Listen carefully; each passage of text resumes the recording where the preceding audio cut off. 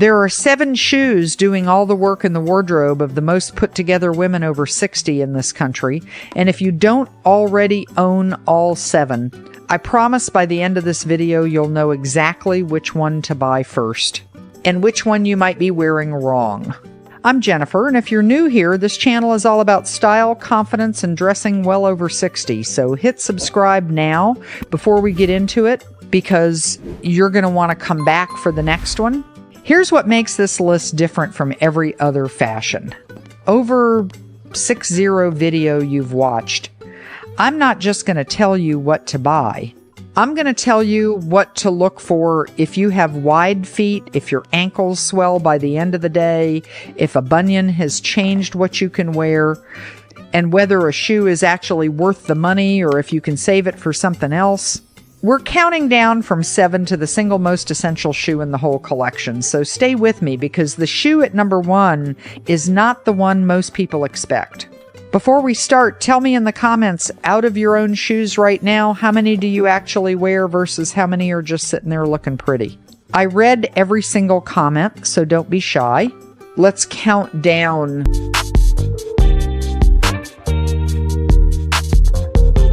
Coming in at number 7, the slip-on mule.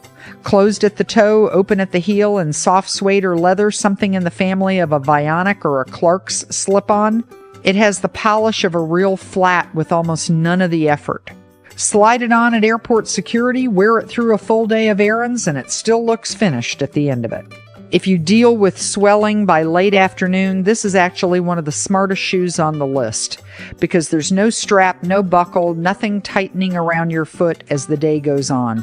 Choose a rounded toe if you have any bunion sensitivity, since a pointed toe box will crowd exactly the spot that already hurts. Budget-wise, this is not where you need to spend the most. A mid-range pair does the job beautifully. You're mainly paying for the leather quality and how well the heel holds its shape over time. It's number 7 because it's a convenient shoe first. Wonderful to have, but not the one doing the real heavy lifting in your wardrobe.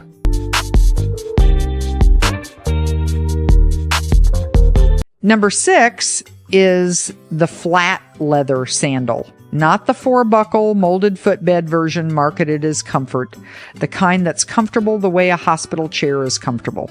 I mean a simple, well-made leather sandal with real arch support built into the footbed, something like an Echo or a Nayot, not just decoration glued onto a flat sole.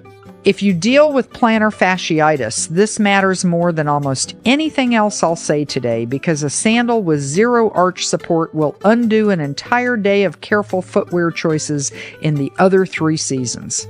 The honest truth is a good leather sandal often hurts for the first few days. The straps are stiff, there's a red mark across your foot by evening, and you'll wonder if you made a mistake. Then somewhere around week 2, the leather stops fighting you and takes the shape of your foot, and from that point on, it's one of the most comfortable things you own. This is a shoe worth spending a little more on because a cheap sandal breaks down fast in heat and humidity, while a well-made one gets more comfortable every summer you own it. Wear it with white linen trousers or a simple cotton dress and let it carry you from a farmer's market at 9 in the morning to dinner at 7 without a single complaint. It sits at 6 because, wonderful as it is, it only covers a few months of the year. Almost nobody realizes how much work number 5 actually does, so don't check out yet.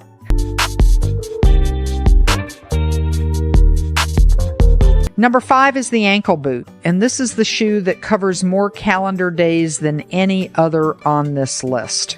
Fall through early spring, it goes under jeans, under wide trousers, under a midi skirt with a heavy sweater on top, and it just disappears into the outfit, which is exactly what a genuinely useful shoe is supposed to do. Here's the detail that actually separates a boot that lasts from one that doesn't, and it has nothing to do with the brand name inside it. It's the shaft. A wide, stiff opening at the top means your pant hems catch and bunch, and with a skirt, it slices your leg line right at the narrowest point of your ankle. Look for a shaft that hugs close, in soft or slightly stretched leather, something like a Blondo or an Aquatalia if you want one that's also genuinely waterproof. With a stacked block heel, around 1.5 to 2 inches for stability on real pavement, Not marble floors, just regular American sidewalks and parking lots and the occasional patch of ice. If you're at all worried about slipping, look specifically for a rubber outsole with real tread, not smooth leather, because stability matters more here than it does in almost any other shoe on this list. This is worth investing in. A well-built boot with a stitched sole instead of a glued one can be resold by a cobbler for a fraction of the price of a new pair, so it's genuinely a buy-it-once decision if you pick a well-constructed one from the start. Pair black boots with matching opaque tights for one unbroken line from hip to toe, a trick that makes legs look longer than almost anything else on this list. It ranks 5th only because half the year you barely think about it at all.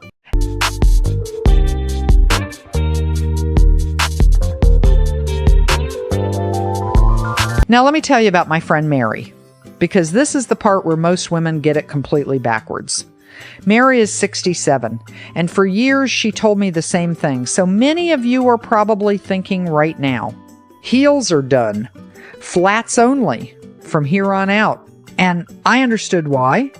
She'd had a bad fall in a pair of pumps a few years back, twisted her ankle badly enough that she swore off anything with lift for good. But here's what she didn't realize, and what most women over 60 don't realize either. The problem was never the heel, it was the height. A 4-inch heel puts your whole body weight forward onto the ball of your foot, right where the padding thins out as we get older, and that's genuinely unstable, especially on uneven ground. But a heel under 1.5 inches does something completely different. It doesn't destabilize you, it actually helps your posture. And that brings us to number 4.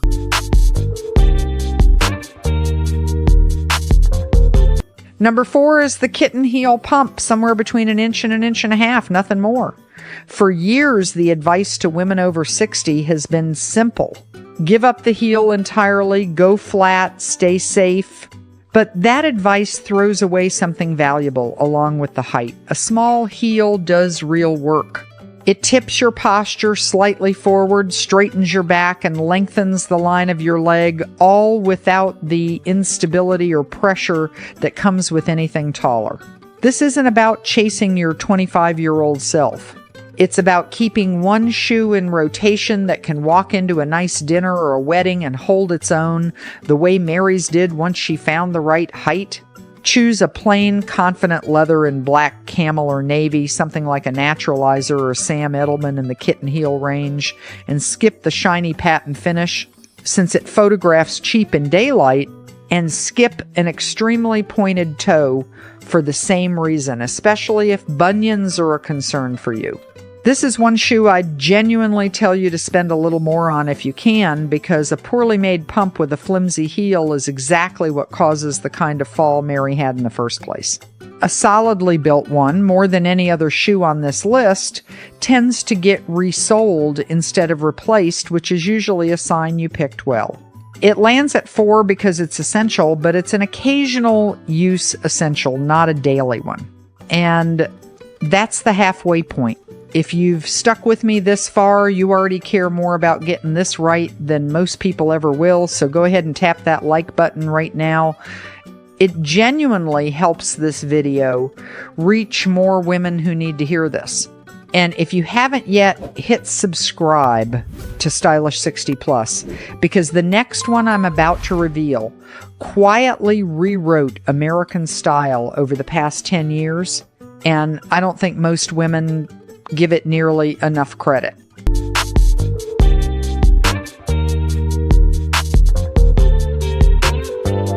Number 3 is the low-profile leather sneaker. If you think sneakers don't belong anywhere near a polished wardrobe, think about how much walking you actually do in a day. Airports, grocery stores, the mall, the block around your neighborhood. The trick isn't avoiding sneakers, it's choosing the right ones. You want a slim sole, smooth leather instead of mesh, in white, off-white, or a soft neutral with almost no visible branding. Something like a Cole Haan or a Vionic walking sneaker, rather than an athletic training shoe. High-top sneakers and chunky dad-style platforms do the opposite of what you want. They shorten the leg and add bulk you don't need. If you have wider feet, look specifically for a round, roomy toe box rather than the narrow, tapered shape that a lot of fashion sneakers are cut in, because that narrow shape is where blisters and bunion pains start. A clean, low sneaker under wide-leg trousers or a flowy midi dress tells people you're active and modern without trying to prove anything. Wipe them down regularly, because nothing ages an otherwise elegant outfit faster than a scuffed, yellowed, white sneaker. It's number 3 because it earns daily wear, but it can't dress up the way the top 2 on this list can.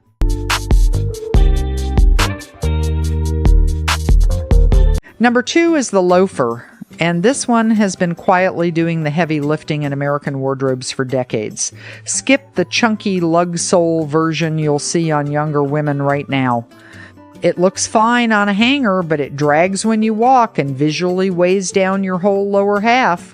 What you actually want is a sleek loafer in rich leather, cognac, burgundy, or classic black, something like a Cole Haan or a Sam Edelman penny loafer with a low block heel somewhere around an inch. That small lift does something almost nobody talks about. It shifts your weight slightly off your heels, which quietly improves your posture and takes pressure off your lower back, all without any real angle under the ball of your foot. If your feet run wide, loafers are actually one of the more forgiving shoes on this list, since the classic silhouette has always been built with a bit more room through the toe than a sneaker or a pump. Loafers were made for tailoring. Pair them with wide leg trousers that skim just over the top, or with cropped pants and a bare ankle showing. Add a blazer over a simple white tee, and you've built an outfit that looks intentional in about 90 seconds. It's the runner-up because it can do almost anything, casual or dressed up, which is exactly why the shoe at number 1 edges it out.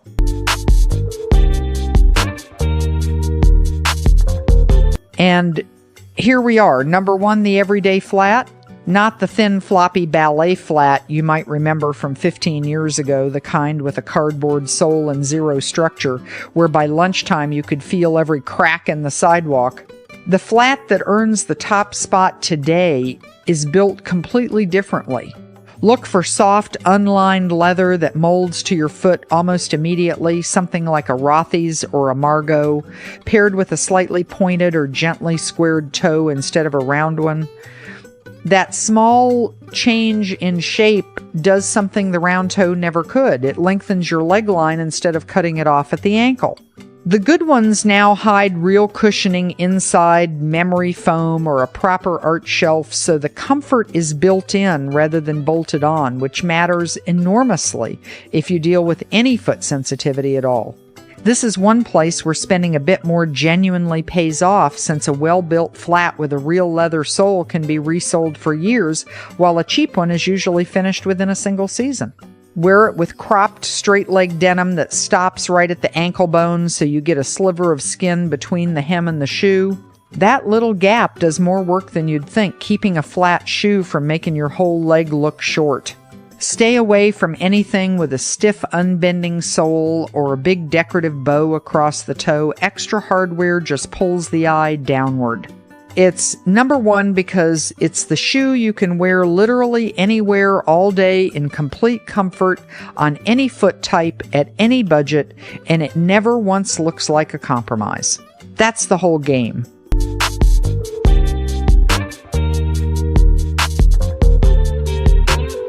So there's your countdown. 7, the slip-on mule. 6, the leather sandal. 5, the ankle boot. 4, the kitten heel pump. 3, the sneaker. 2, the loafer. And number 1, the everyday flat. Here's what I really want you to take from this. Looking put together after 60 was never about owning more, and it was never about keeping up with every new trend that shows up in your feed. It's about building a small, intentional collection where every single piece is doing real work. So getting dressed in the morning stops being a source of stress and starts being automatic. That's true confidence after 60. Not a bigger closet, just a smarter one. If you want this whole list in one place, I'm putting a free 7-shoe shopping checklist in the description with the exact details to look for at every price point so you can shop with confidence instead of guessing in the store. Grab that and let me know in the comments which shoe on this list you're missing, because I promise you're not the only one. Before you go, give this video a like if it helped you see your own closet a little differently. Share it with a friend who's rebuilding her own wardrobe. And if you haven't already, subscribe to Stylish 60 Plus so you never miss the next video, because we've got a lot more timeless, elegant, and genuinely comfortable style advice coming your way. Thank you so much for spending this time with me today. Wear what makes you feel confident, comfortable, and completely yourself, and I'll see you in the next one.